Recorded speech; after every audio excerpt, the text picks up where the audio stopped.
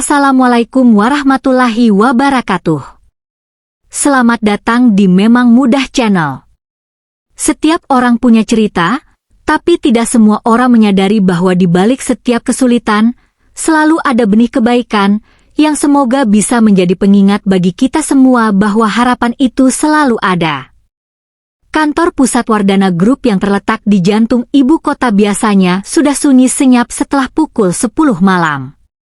Namun, di lantai 7, tepatnya di ruang divisi pemasaran, sebuah lampu meja masih berpendar redup.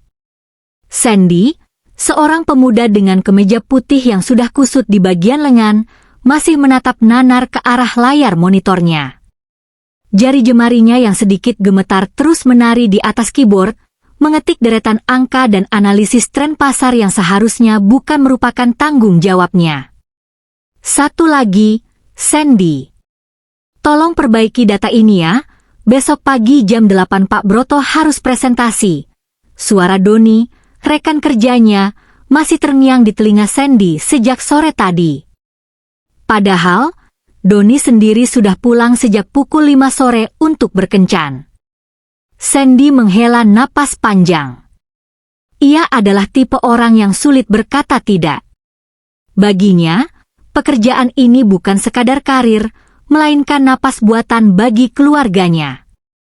Setiap lembar rupiah yang ia hasilkan sangat berarti untuk pengobatan adiknya yang sedang berjuang melawan penyakit jantung kronis. Beban itu membuatnya rela menjadi sapi perah di divisinya sendiri. Waktu menunjukkan pukul 1.28 dini hari. Mata Sandy mulai memanas. Tulisan di layar monitor tampak mengabur dan menari-nari. Rasa kantuk yang luar biasa menyerang bagaikan gelombang pasang yang tak terbendung. Kepalanya terasa sangat berat, hingga tanpa sadar, dahi Sandy mendarat di atas tumpukan dokumen yang berserakan di meja. Keheningan malam itu akhirnya menjemput kesadarannya ke alam mimpi yang melelahkan. Di sisi lain gedung, sebuah lift berdenting pelan di lantai 7. Intan Maheswara, sang CEO yang dijuluki Ratu Es karena ketegasannya yang tanpa kompromi, baru saja menyelesaikan rapat darurat via Zoom dengan klien dari London di ruangannya. Ia berjalan melewati lorong divisi pemasaran menuju arah lift, berniat untuk pulang. Langkah kakinya yang menggunakan high heels bermerek mahal menggema di lorong yang sepi. Intan mengerutkan kening saat melihat satu lampu meja masih menyala. Sebagai pemimpin yang disiplin, ia benci melihat pemborosan listrik, namun ia lebih benci lagi melihat karyawan yang tidak disiplin dengan waktu kerja sehingga harus lembur tak beraturan. Dengan wajah dingin, ia melangkah mendekati meja tersebut, siap untuk memberikan teguran keras kepada siapapun yang berani tidur di jam kerja, meski itu sudah lewat tengah malam. Bangun. Kantor bukan tempat untuk tidur, ucap Intan dengan suara rendah namun tajam. Namun, tidak ada jawaban. Sandy masih terlelap dalam keletihan yang amat sangat. Intan menghela napas, siap mengguncang bahu pria itu, namun pandangannya teralihkan oleh layar monitor yang masih menyala. Ia terdiam sejenak. Matanya yang tajam mulai memindai barisan kalimat dan grafik yang disusun oleh Sandy. Awalnya ia hanya sekilas melihat, namun detik berikutnya, Intan terpaku. Analisis yang dibuat Sandy bukan sekadar revisi rutin yang diminta Pak Broto. Itu adalah sebuah strategi penetapan harga dan segmentasi pasar yang revolusioner. Sandy memetakan risiko investasi dengan akurasi yang bahkan melampaui konsultan senior perusahaan. Ada kejutan kreatif dalam setiap poin yang ditulisnya, sesuatu yang selama ini hilang dari laporan-laporan membosankan yang masuk ke meja Intan. Ini jenius, bisik Intan pelan. Kemarahan yang tadinya membara di dada Intan tiba-tiba luruh, berganti dengan rasa kagum yang asing. Ia menatap Sandy lebih dekat. Ia melihat wajah pemuda itu yang tampak sangat tenang namun menyimpan gurat kelelahan yang dalam. Intan menyadari satu hal, selama ini ia telah melewatkan permata tersembunyi di tengah ribuan karyawannya. Hati sang Ratu Es yang biasanya sedingin salju itu tiba-tiba menghangat. Ada rasa haru melihat ketulusan seorang staf biasa yang mengerjakan tugas melampaui batas kewajibannya demi kepentingan perusahaan. Secara perlahan, seolah takut membangunkan pria itu, Intan melepas blazer hitam mahalnya. Dengan gerakan lembut yang tidak pernah ia tunjukkan pada siapapun di kantor, ia menyelimuti bahu Sandy yang kedinginan karena hembusan AC malam itu. Intan berdiri di sana selama beberapa menit, menatap Sandy dengan tatapan yang sulit diartikan. Malam itu, di bawah pendar lampu meja yang redup, sebuah babak baru dalam hidup mereka berdua baru saja dimulai tanpa disadari oleh sang pemuda yang masih terlelap. Sinar matahari pagi menembus celah-celah jendela kaca besar di kantor Wardana Group, menciptakan garis-garis cahaya yang menari di atas karpet abu-abu. Pukul 7.30, suasana kantor mulai riuh oleh suara langkah kaki dan denting mesin kopi. Namun, keriuhan itu mendadak senyap saat orang pertama memasuki divisi pemasaran. Sandy terbangun dengan leher kaku. Ia mengerjap, mencoba mengumpulkan kesadarannya yang masih tertinggal di alam mimpi. Namun, saat ia mencoba menegakkan punggung, sesuatu yang lembut dan beraroma parfum jasmin yang mahal merosot dari bahunya. Ia menangkap kain itu, sebuah blazer wol hitam dengan potongan elegan dan kancing emas yang berkilau. "Ini, punya siapa?" bisik Sandy panik. Ia menoleh ke kiri dan ke kanan, namun rekan-rekannya yang baru datang justru menatapnya dengan mulut ternganga. "Sandy, itu blazer Bu Intan, kan?" teriak Doni yang baru saja meletakkan tasnya. Wajahnya yang biasanya penuh ejekan kini berubah pucat pasi bercampur heran. Belum sempat Sandy menjawab, pintu lift terbuka. Pak Broto, manajer divisi yang bertubuh tambun dengan gaya bicara yang selalu meninggi, melangkah masuk dengan angkuh. Ia memegang map berisi laporan yang seharusnya dikerjakan Sandy semalam. "Mana revisinya, Sen?" "Jangan bilang kamu ketiduran dan belum," ucapan Pak Broto terhenti. Matanya tertuju pada blazer yang kini didekap Sandy. Ia mengenali pakaian itu. Itu adalah blazer yang dipakai sang CEO saat memimpin rapat kemarin sore. "Kenapa barang milik Bu CEO ada padamu?" Suasana menjadi tegang. Gosip mulai berbisik di pojok-pojok ruangan. Sandy hanya bisa terpaku, tidak tahu harus menjelaskan apa. Ia sendiri tidak ingat kapan atau bagaimana jaket itu bisa menyelimuti tubuhnya. Tepat saat itu, langkah kaki yang tegas terdengar dari arah selasar. Intan Mahaswara berjalan dengan anggun, mengenakan blus sutra tanpa blazer luarannya. Wajahnya tetap datar, sedingin es seperti biasanya. Namun, saat matanya bertemu dengan mata Sandy, ada kilatan tipis yang hanya bisa dirasakan oleh mereka berdua. Pukul 8 tepat. Semuanya ke ruang rapat utama. Sekarang, perintah Intan dingin, mengabaikan bisik-bisik yang memekakan telinga. Di ruang rapat, Pak Broto dengan percaya diri maju ke depan. Ia bermaksud mempresentasikan hasil kerja Sandy sebagai miliknya sendiri, sebuah praktik yang sudah sering ia lakukan. Namun, sebelum ia sempat membuka slide pertama, Intan mengangkat tangannya. "Cukup, Pak Broto. Saya sudah membaca laporan itu di komputer staf Anda semalam," ujar Intan. Suaranya tenang namun mengandung otoritas yang tak terbantahkan. "Strategi yang ada di sana bukan gaya bahasa Anda. Analisis risiko dan terobosan pasarnya terlalu cerdas untuk standar yang biasa Anda berikan." Pak Broto berkeringat dingin. "Maksud Ibu?" "Saya yang menyusun kerangkanya, Bu." "Jangan berbohong di depan saya," potong Intan tajam. ia beralih menatap Sandy yang duduk di kursi paling ujung. Sandy, maju ke depan. Jelaskan poin kelima tentang penetapan harga dinamis yang kamu tulis pukul 2 pagi tadi. Dengan tangan gemetar, Sandy berdiri. Awalnya suaranya terbata-bata, namun saat ia mulai berbicara tentang data, gairahnya muncul. Ia menjelaskan dengan lugas, logis, dan penuh visi. Intan mengangguk puas, sementara Pak Broto dan Doni saling lirik dengan tatapan penuh kebencian. Mulai hari ini, Intan mengumumkan, Sandy dipromosikan menjadi staf ahli strategi CEO. Ia akan berkantor di lantai 45, langsung di bawah pengawasan saya. Kabar itu bagaikan bom yang meledak di Wardana Group. Seorang staf rendahan melompati 4 jenjang jabatan sekaligus? Ini belum pernah terjadi. Setelah rapat bubar, Pak Broto menarik Doni ke ruangannya. Wajahnya merah padam karena malu dan marah. Ini tidak bisa dibiarkan, Don.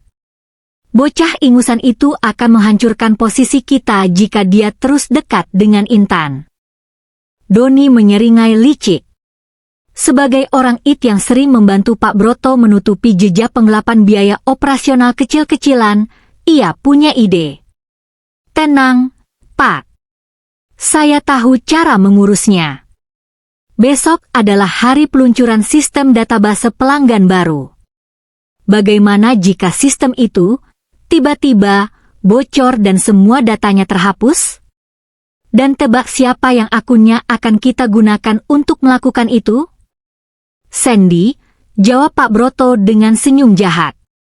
Malam itu, saat Sandy sedang berkemas untuk pindah ke ruangan barunya, Doni diam-diam menyelinap ke ruang server. Dengan keahliannya, ia meretas akun akses Sandy dan mulai menanam virus malware yang diprogram untuk aktif pada jam sibuk besok pagi. Mereka ingin membuat Sandy terlihat seperti mata-mata industri yang dikirim untuk menghancurkan Wardana Group dari dalam. Sandy, yang masih merasa ini semua seperti mimpi, tidak menyadari bahwa di balik kesuksesan instannya, sebuah lubang gravitasi yang gelap sedang dipersiapkan untuk menjatuhkannya ke dasar jurang. Ia hanya memikirkan satu hal, dengan gaji barunya, ia bisa segera melunasi biaya operasi adiknya. Pagi itu, suasana di lantai 45 terasa sangat berbeda bagi Sandy. Ruangan barunya berdinding kaca, menghadap langsung ke deretan gedung pencakar langit Jakarta. Namun, kemewahan itu tidak membuatnya santai. Di atas mejanya, sebuah komputer dengan spesifikasi tertinggi sudah menunggu. Sebagai staf ahli strategi CEO, tugas pertamanya adalah mengawal peluncuran sistem Big Data pelanggan Wardana Group yang bernilai miliaran rupiah. Di lantai bawah, Doni dan Pak Broto sedang memantau layar monitor mereka dengan senyum sinis. Sudah siap? Bisik Pak Broto sambil berpura-pura memeriksa laporan di meja Doni. Tinggal satu klik, Pak. Tepat jam 10 pagi, saat Bu Intan membuka akses untuk investor, sistem akan crash. Semua data akan terenkripsi, dan jejak digitalnya akan mengarah langsung ke komputer Sandy di lantai atas. Dia tidak akan bisa mengelak, jawab Doni dengan nada puas. Pukul 10 WIB tepat. Intan Maheswara berdiri di ruang konferensi utama bersama jajaran direksi dan calon investor. Ia menekan tombol enter di laptopnya untuk meresmikan sistem baru tersebut. Namun, alih-alih muncul grafik pertumbuhan pelanggan, layar besar di depan mereka berubah menjadi merah darah dengan tulisan, Sistem Compromised, Data Deleted. Kepanikan melanda ruangan. Para investor mulai berbisik cemas. Intan terpaku, wajahnya yang biasanya tenang kini memucat. Ia segera menoleh ke arah sekretarisnya. Panggil tim IT. Sekarang. Di ruangannya, Sandy terkejut melihat peringatan yang sama muncul di layarnya. Sebagai seseorang yang diam-diam mendalami dunia keamanan siber untuk mengisi waktu luangnya dulu, ia segera menyadari ada yang tidak beres. Ini bukan sekadar gangguan teknis, ini adalah serangan internal yang terencana. Kenapa aksesnya menggunakan akun saya? Gumam Sandy saat melihat log aktivitas sistem. Ia melihat kodenya bergerak cepat, menghapus baris demi baris data krusial.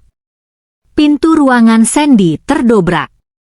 Pak Broto masuk bersama 2 petugas keamanan, diikuti oleh Intan yang tampak kecewa. Tangkap dia. Saya sudah curiga sejak awal, bagaimana mungkin staf biasa bisa sehebat itu kalau buka mata-mata pesaing, teriak Pak Broto dengan akting yang sangat meyakinkan. Lihat layarnya. Dia sedang menghapus data kita. Intan menatap Sandy dengan tatapan dingin yang menusuk. Sandy, jelaskan ini. Sandy menarik napas dalam-dalam. Alih-alih panik, jemarinya mulai menari di atas keyboard dengan kecepatan yang luar biasa. Barisan kode hijau mulai membanjiri layarnya, mencoba menahan laju virus yang ditanam Doni. Ibu, kalau saya ingin menghancurkan perusahaan ini, saya tidak akan melakukannya dari komputer saya sendiri, ujar Sandy tanpa menoleh. Seseorang telah menggunakan backdoor melalui protokol Departemen IT untuk membajak akun saya. Beri saya waktu 3 menit. Jangan dengarkan dia. Dia hanya mencoba menghilangkan jejak, seru Doni yang baru saja muncul di ambang pintu. Diam, bentak Intan. Ia melihat sesuatu yang berbeda di mata Sandy, sebuah ketenangan yang hanya dimiliki oleh orang yang benar-benar jujur. 3 menit, Sandy. Jika gagal, saya sendiri yang akan menyerahkanmu ke polisi. Sandy fokus sepenuhnya. Ia masuk ke dalam inti kernel sistem. Ia menemukan bom logika yang ditanam oleh Doni. Dengan keahlian yang bahkan melampaui tim IT senior, Sandy melakukan traceba, melacak rute sinyal yang mengirim perintah sabotase tersebut. Ketemu, bisik Sandy. Tiba-tiba, layar besar di ruang konferensi yang tadinya merah berubah menjadi tampilan rekaman aktivitas layar. Di sana terpampang jelas sebuah alamat IP internal, 192.168.142. Itu alamat IP komputer di meja Doni di divisi pemasaran, ucap Sandy lantang.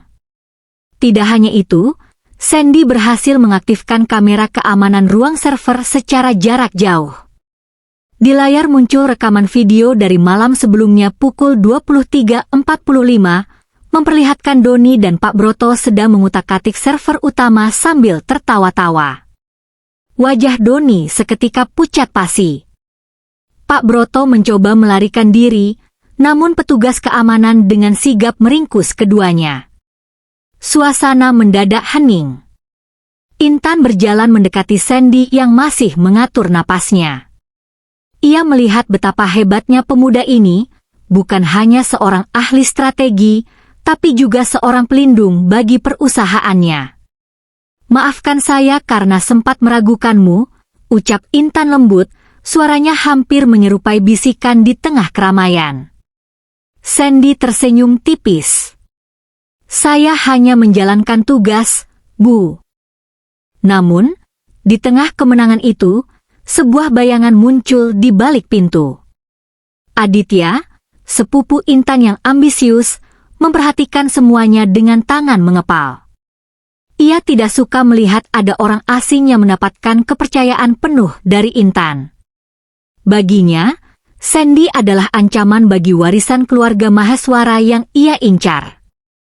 Nikmatilah kemenangan kecilmu, anak muda, gumam Aditya pelan sebelum menghilang di lorong. Pesta yang sesungguhnya baru saja akan dimulai. Kemenangan Sandy atas sabotase Pak Broto dan Doni menjadikannya pahlawan di mata karyawan Wardana Group. Namun, di lantai teratas gedung Maheswara Tower, suasana justru mendingin. Di sebuah ruangan luas berlantai marmer, seorang pria tua dengan rambut memutih namun tatapan mata setajam elang, duduk di balik meja eksekutif. Ia adalah Tuan Mahaswara, pendiri kekaisaran bisnis ini sekaligus ayah Intan. Di hadapannya, Aditya berdiri dengan senyum licik yang disembunyikan di balik wajah prihatin. Ia meletakkan sebuah map coklat tebal di atas meja kayu jati sang paman. "Paman, aku hanya ingin melindungi nama baik keluarga kita," ucap Aditya dengan nada rendah yang dibuat-buat. Intan terlalu naif. Ia mengangkat seorang staf biasa menjadi orang kepercayaannya hanya karena satu atau dua aksi heroik. Tapi lihatlah siapa pria ini sebenarnya. Tuan Mahaswara membuka map tersebut. Di dalamnya terdapat salinan rekening bank, catatan hutang yang menumpuk, dan surat teguran dari beberapa lembaga pembiayaan atas nama Sandy.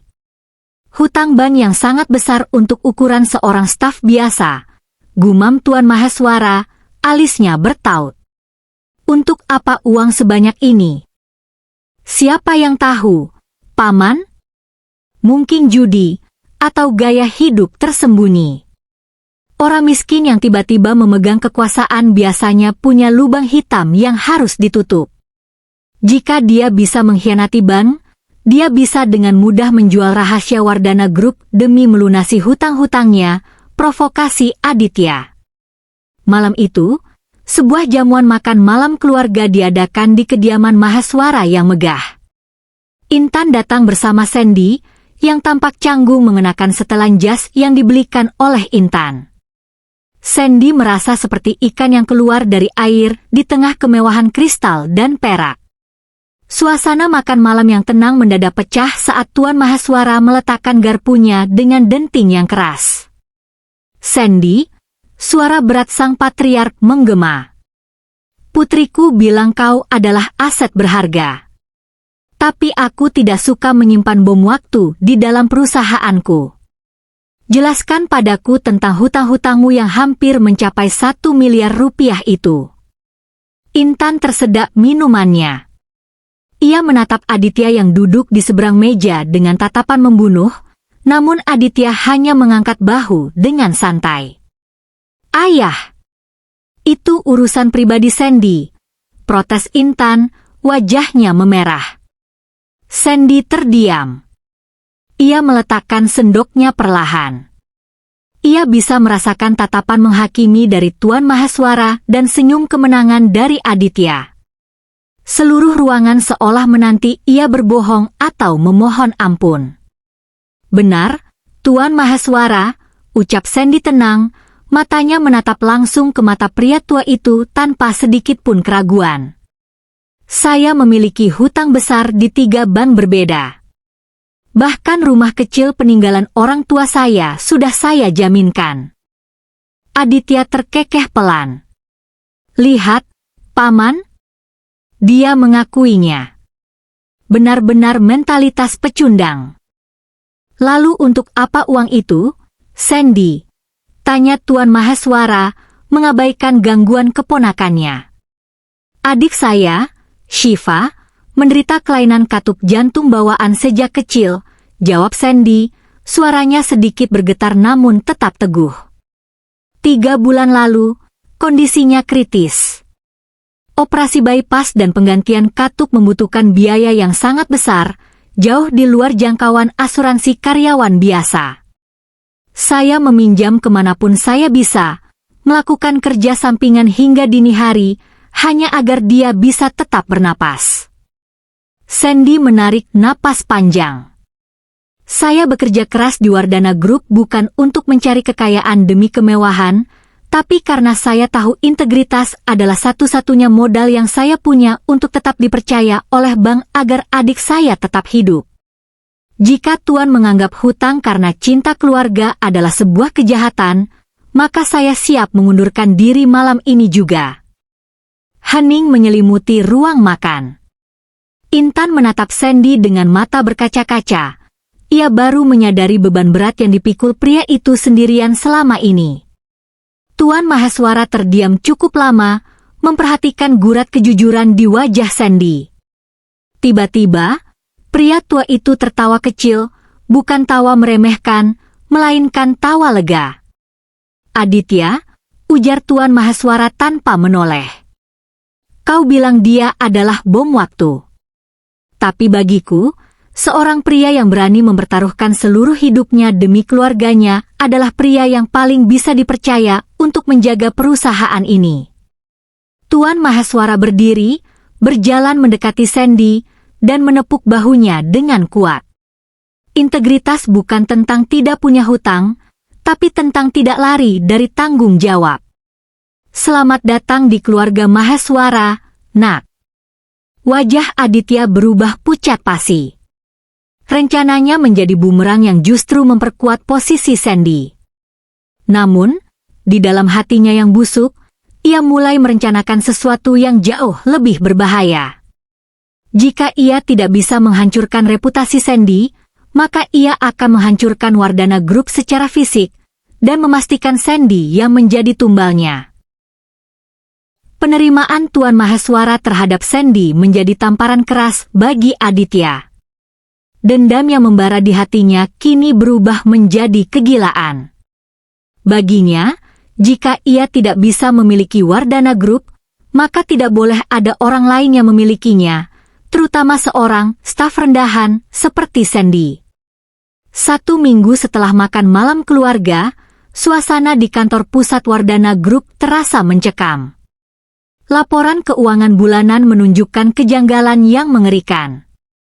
Dana cadangan perusahaan sebesar 500 miliar rupiah menguap dalam semalam melalui serangkaian transaksi luar negeri yang rumit. "Ini mustahil," seru Intan di ruang kerjanya. Wajahnya pucat pasi saat menatap layar monitor. Bank sentral baru saja memberikan peringatan merah.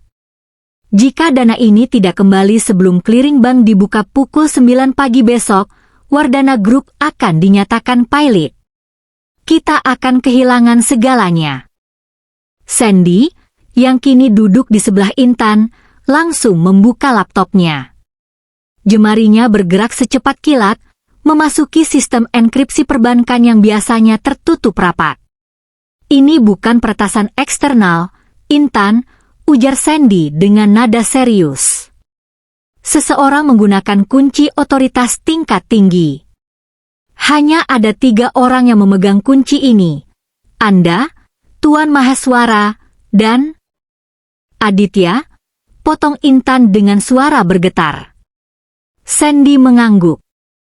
Dia menggunakan skema shell company di Kepulauan Kaiman. Uang itu sedang dicuci melalui 7 bank perantara. Kita punya waktu kurang dari 6 jam sebelum aliran dana ini menjadi permanen dan tidak bisa dilacak lagi. Malam itu, lantai 45 menjadi pusat komando sunyi. Sandy bekerja tanpa henti, matanya merah karena kurang tidur. Ia melacak setiap bit data, menembus dinding api, firewall, yang sengaja dibangun Aditya untuk menutupi jejaknya. Tepat pukul 3.15 dini hari, Sandy berhasil. Dapat. Dia menyembunyikan server pengalihnya di gedung ini sendiri. Di lantai 42, ruang arsip tua yang sudah tidak terpakai.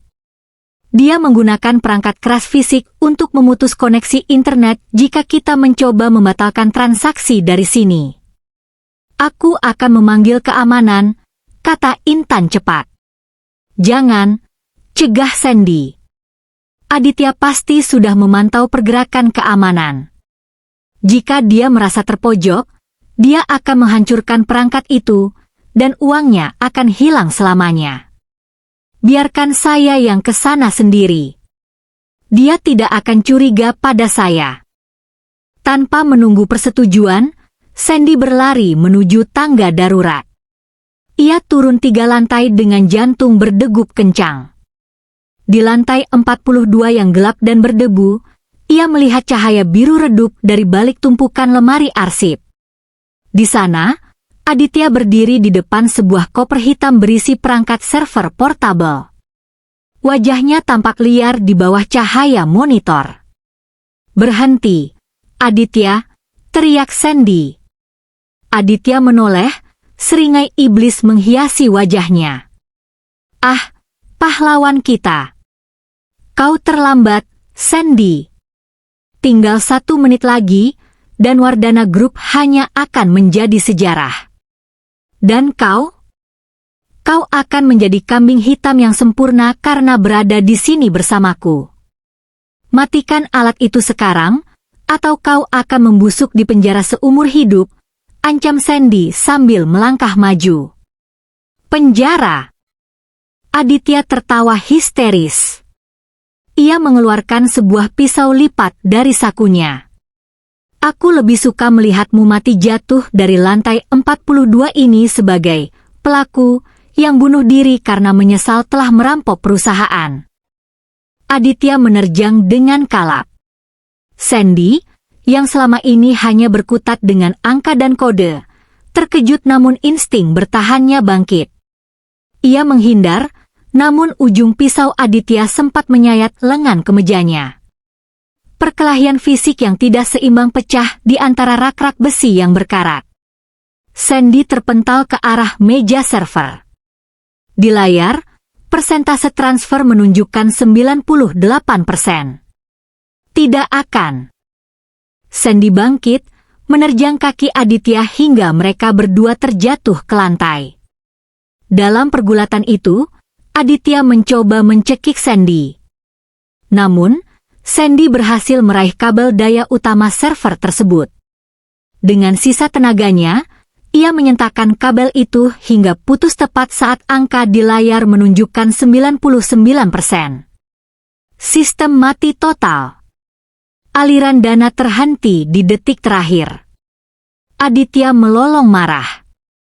Ia bangkit dan bersiap menghantamkan tabung pemadam api ke kepala Sandy yang masih tergeletak lemas. Namun, pintu ruangan itu hancur didobrak. Pasukan polisi khusus bersama Tuan Mahaswara dan Intan menyerbu masuk. Angkat tanganmu, Aditya, teriak komandan polisi. Aditya menjatuhkan tabung itu, tubuhnya lemas. Ia menatap Sandy dengan kebencian murni saat polisi memborgol tangannya. Sementara itu, Intan langsung berlari memeluk Sandy yang bersimbah keringat dan sedikit darah. Kau berhasil, Sandy. Kau menyelamatkan kami semua, bisik Intan sambil terisak di bahunya. Tuan Mahaswara berdiri di ambang pintu, menatap keponakannya yang dibawa pergi, lalu beralih menatap Sandy. Ia mengangguk pelan, sebuah pengakuan tertinggi bagi pria yang baru saja menyelamatkan kekaisaran bisnisnya dari ambang kehancuran total. Pagi setelah malam yang mencekam di lantai 42 itu, matahari terbit dengan cahaya yang lebih terang dari biasanya di atas gedung Wardana Group. Kota Jakarta tetap sibuk, namun di dalam menara itu, sejarah baru saja terukir. Berita tentang upaya sabotase Aditya dan kepahlawanan Sandy tersebar luas ke seluruh penjuru kantor, mengubah suasana yang tadinya penuh kecurigaan menjadi rasa hormat yang mendalam. 1 bulan telah berlalu sejak peristiwa itu. Di sebuah rumah sakit swasta terbaik di Jakarta, Sandy duduk di samping tempat tidur adiknya, Shiva. Wajah gadis kecil itu tidak lagi pucat, rona merah mulai kembali di pipinya setelah operasi katup jantung yang berjalan sukses. Semua biaya rumah sakit telah dilunasi, bukan melalui hutang baru, melainkan melalui bonus prestasi yang diberikan langsung oleh Tuan Mahaswara sebagai bentuk apresiasi atas penyelamatan dana perusahaan. Mas Sandy tidak berangkat ke kantor, tanya Shiva dengan suara lembut. Sandy tersenyum, mengusap kepala adiknya. Sebentar lagi, sayang. Hari ini ada rapat penting. Rapat yang dimaksud Sandy bukan sekadar rapat biasa. Pukul 10 pagi, aula utama Wardana Group dipenuhi oleh seluruh pemegang saham, jajaran direksi, dan media massa. Intan Mahaswara berdiri di podium dengan anggun, namun kali ini wajah Ratu S itu tidak lagi dingin. Ada binar kebahagiaan yang tak bisa ia sembunyikan. Saudara-saudara sekalian, suara Intan bergema di seluruh ruangan. Perusahaan ini hampir hancur karena keserakahan dari dalam. Namun, kita bertahan karena integritas dari seseorang yang awalnya kita anggap biasa saja.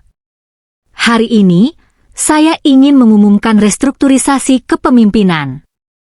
Tuan Maheswara maju ke depan, berdiri di samping putrinya.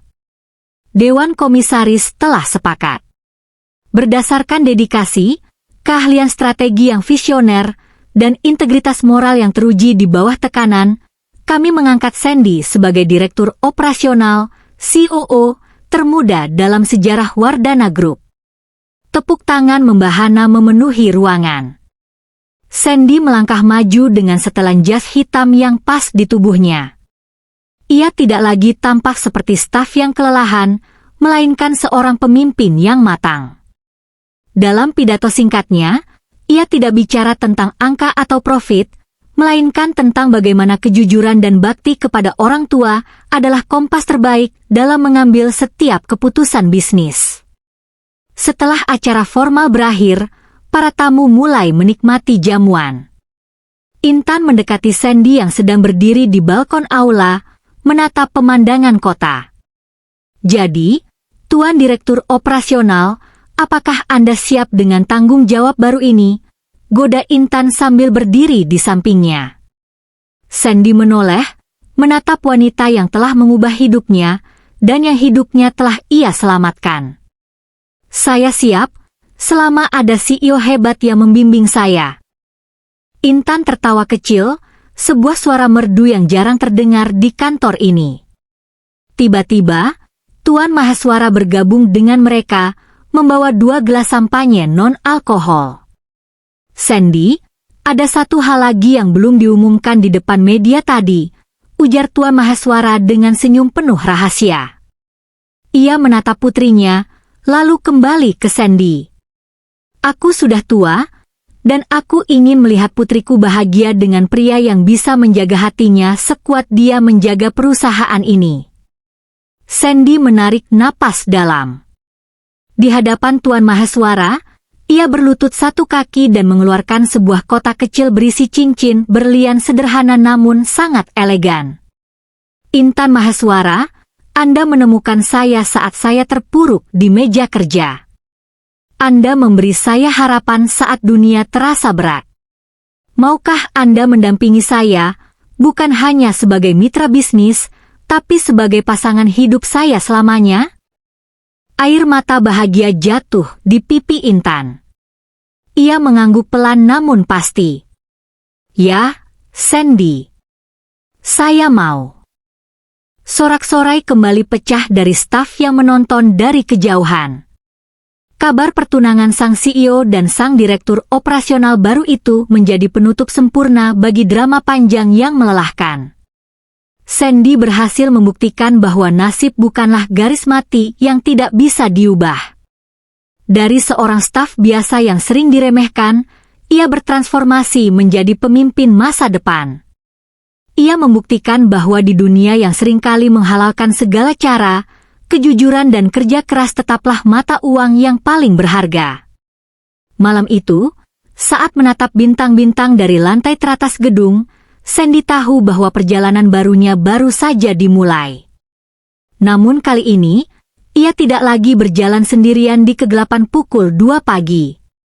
Ia memiliki cinta, keluarga, dan kehormatan yang telah ia perjuangkan dengan seluruh jiwanya.